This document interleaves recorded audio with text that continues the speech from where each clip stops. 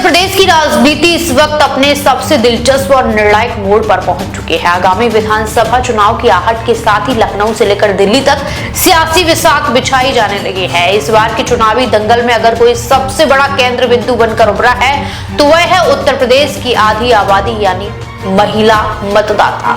सत्ताधारी भारतीय जनता पार्टी द्वारा वरिष्ठ महिलाओं के लिए आजीवन मुफ्त बस सेवा और आर्थिक मदद की घोषणाओं के बीच अब मुख्य विपक्षी दल समाजवादी पार्टी ने भी आधी आबादी को साधने के लिए बहुत बड़ा सियासी दांव चल दिया है।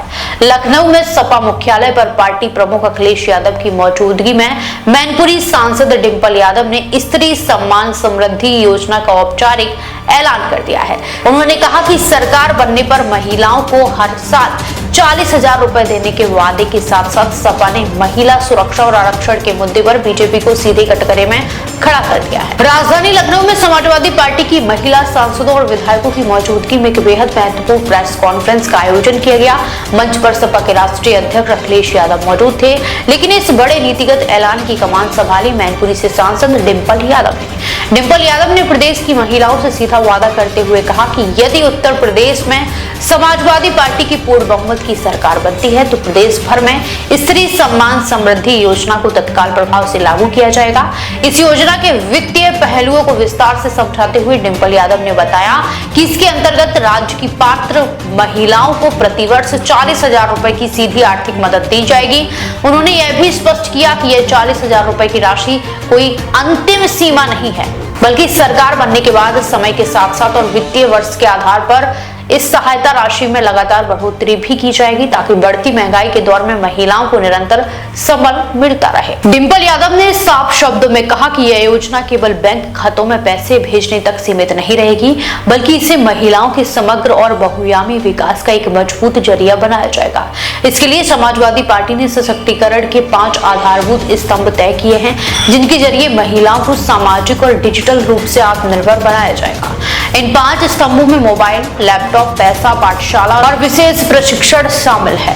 पार्टी का मानना है कि जब महिलाओं के हाथ में डिजिटल तकनीक होगी, पढ़ने के लिए पाठशाला होगी और स्वरोजगार के लिए प्रशिक्षण होगा, तभी वे सही मायनों में सशक्त बन पाएंगे। इसी मंच से डिंपल यादव ने समाजवादी पार्टी के चर्चित चुनावी नारे पीटीए यानी पिछड़ा, दलित और अल्पसंख्यक के फॉर्मूले को नई दिशा दी। उन्होंने कहा कि पीटीए के नारे में जो ए अक्षर आता है उसका एक बहुत बड़ा और निर्णायक अर्थ आधी आबादी भी है। उन्होंने जोर देकर कहा कि जब तक समाज की माताओं, बहनों और बेटियों को आर्थिक व सामाजिक सुरक्षा की गारंटी नहीं मिलेगी, तब तक उत्तर प्रदेश का समग्र और सर्वांगीण विकास पूरी तरह से अधूरा रहेगा। उत्तर प्रदेश का ये चुनावी मुकाबला पूरी तरह से महिला केंद्रित योजनाओं को सीधी टक्कर में तब्दील हो चुका है। एक तरफ सत्ताधारी भारतीय जनता पार्टी है जिसने 60 वर्ष से अधिक उम्र की बुजुर्ग महिलाओं के लिए राज्य परिवहन की बसों में आजीवन निःशुल्क सफर की शुरुआत की है और आगामी चुनाव के मद्देनजर आर्थिक रूप से कमजोर वर्ग की महिलाओं को 50,000 रुपए की आर्थिक मदद 4 अलग अलग किस्तों में देने की योजना पर गंभीरता से विचार कर रही है। वहीं दूसरी तरफ समाजवादी पार्टी ने सीधे 40,000 रुपए सालाना बैंक खाते में देने और उसमें हर साल इजाफा करने का मास्टर स्ट्रोक